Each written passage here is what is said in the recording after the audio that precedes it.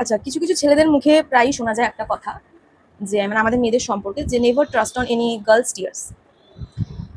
But আমি একটা কথা বলতে চাই, মানে কিছু কিছু মানুষের গায়ে লাগবে, বাট আমার কিছু করার নেই, আমি বলবোই।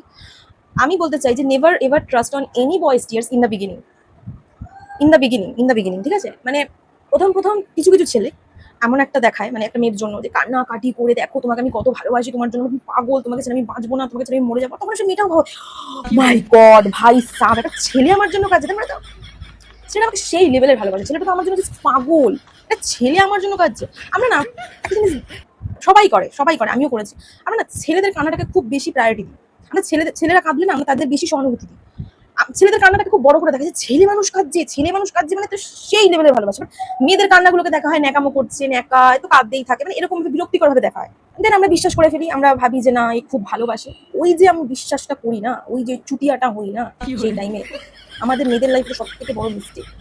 কারণ ফার্স্টে ওরা নিজেরা কাঁদে, তারপরে একটা সময় এসে তারা তোমাদের দিন রাত কাটায়।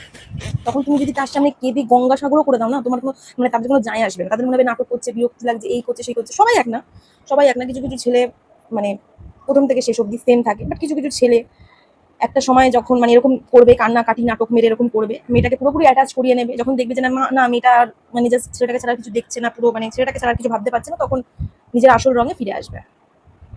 তখন তুমি যদি তার সামনে লাশ হয়েও থাকো না, তাও তার কোনো যায় আসবে না।